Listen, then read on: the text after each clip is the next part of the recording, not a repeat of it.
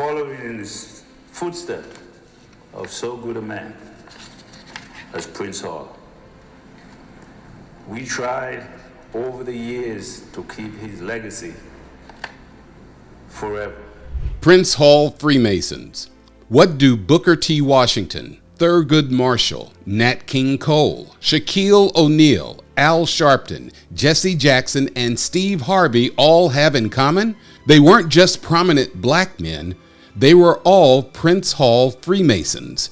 And if you've never heard of Prince Hall Freemasonry or understood its place in black history, that's not by accident. Because hidden underneath the speeches, behind the pulpits, and inside the polished images of many black leaders throughout American history lies one secret organization that shaped black America more than any government bill or national protest ever could.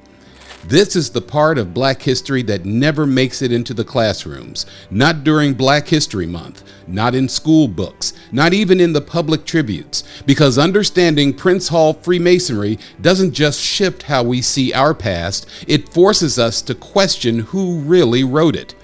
By the end of this video, you'll get a chance to peep into the secret world of the puppeteers that have been pulling our strings from the shadows. Who better to start with than the man himself, Prince Hall? Born around 1735, Prince Hall was a free black man in Boston during a time when slavery was still legal and the idea of black dignity was illegal in the eyes of many. But Hall wasn't content with staying invisible. In 1775, he and 14 other black men were initiated into a British military Masonic lodge, Lodge 441. Chartered by the Grand Lodge of Ireland. This wasn't just a membership, it was the beginning of a movement that was able to be started from the inside of the powers that be.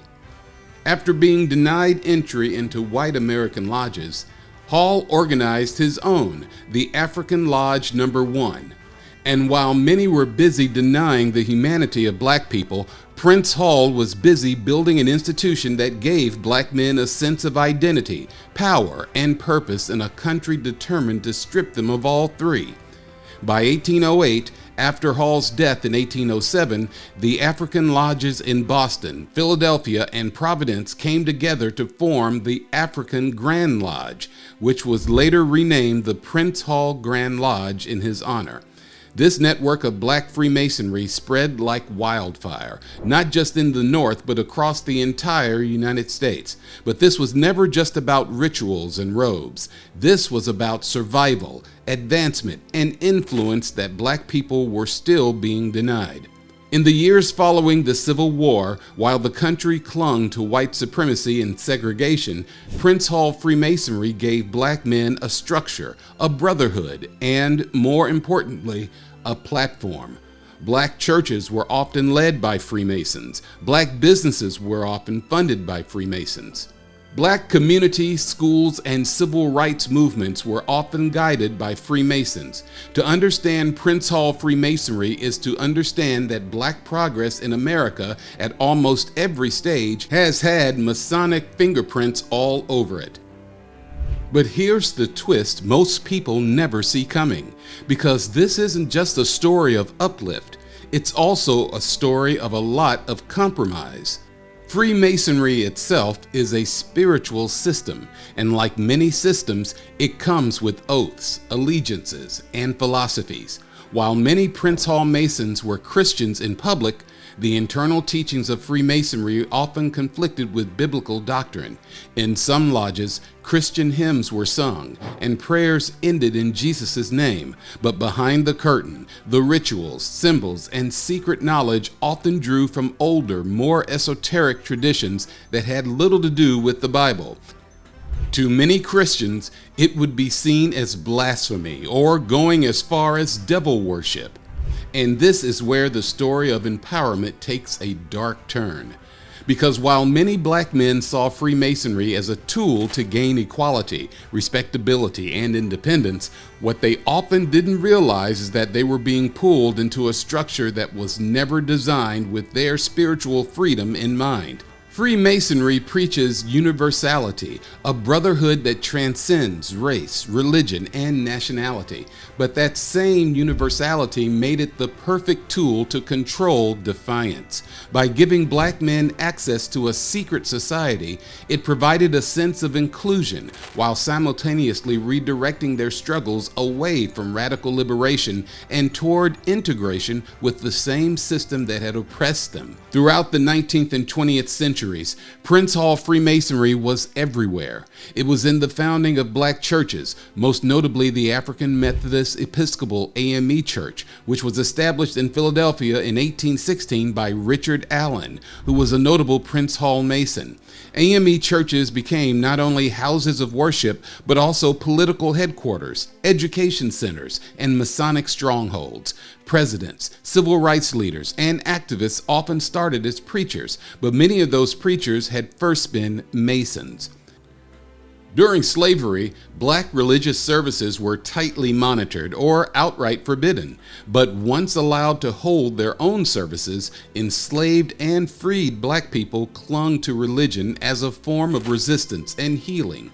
The church was seen as sacred ground, but as Prince Hall Masons entered the pulpit, the church became a stage for both spiritual comfort and Masonic ideology. By the late 1800s, Prince Hall lodges had spread across nearly every state. Freemasonry gave rise to the black elite. This wasn't just about equality, it was about control. As Masonic influence grew, it created a divide in the black community, those within the circle of Masonic leadership and those who remained outside of it. This divide intensified as Freemasonry infiltrated not just religion, but also education and business. Many founders of HBCUs were Freemasons. Many civil rights leaders were connected to Masonic lodges. In fact, there would be no civil rights movement as we know it without Prince Hall Freemasonry. Look closely and you'll see it. Booker T. Washington, a man celebrated for his push for black self-reliance and education, was a Freemason. W.E.B. Du Bois, a founder of the NAACP, a Freemason. Thurgood Marshall, the first black Supreme Court Justice. Martin Luther King Sr., father of Dr. King. Jesse Jackson, Al Sharpton, Medgar Evers, all tied to lodges within the Freemasons. Some of you are Masons, Shriners, studying the secret wisdom of God. And yet, how many people know this? How many of our black icons were shaped by a secret structure that few ever understood? In the early 1900s, Masonic lodges provided the first mutual aid societies for black people, offering insurance, scholarships, burial support, and even job connections. In a world where banks, hospitals, and schools were closed off to black Americans, the lodge was a lifeline. But over time, as Freemasonry aligned with growing political power, it became more than a brotherhood. It became a gatekeeper. Membership wasn't just about values, it was about access, influence, safety, respect. Even in tragedy, you can trace the Masonic thread. Black Wall Street, the flourishing black economic center of Tulsa, Oklahoma, was deeply influenced by Prince Hall Masons. And when white supremacists burned it to the ground in 1921, they weren't just attacking wealth, they were attacking the structure, unity, and black self-sufficiency brought out of the Masonic order.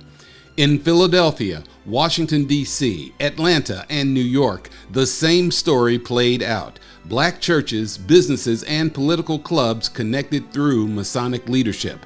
The sermons preached equality. The lodges preached strategy that often went against the best interest of black people. But the deeper problem was theological. As generations passed, Masonic philosophy crept further into the culture, blending Christian faith with secret rituals and non-biblical ideas, and slowly, many within the church couldn't tell the difference.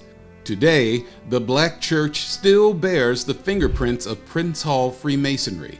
Many pastors are Masons. Many churches hold joint events with Masonic lodges, and many in the congregation have no idea what that really means, because Freemasonry doesn't advertise itself, it integrates. And when you look at the modern state of Black America, confused, divided, and disconnected from the spiritual truths that once sustained it, you can't help but wonder how much of that disconnection was orchestrated.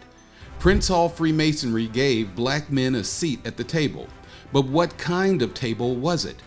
It gave the illusion of control, but what if the real purpose was to steer the energy of Black liberation back into a system designed to absorb and neutralize it?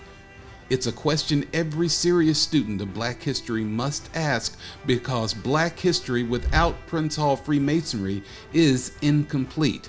But Black liberation that ignores what Freemasonry actually is becomes dangerous to the people we're trying to uplift. The truth is simple. You can't understand modern Black history without understanding the Prince Hall Masons. But now that you do, the question is, what will you do with it?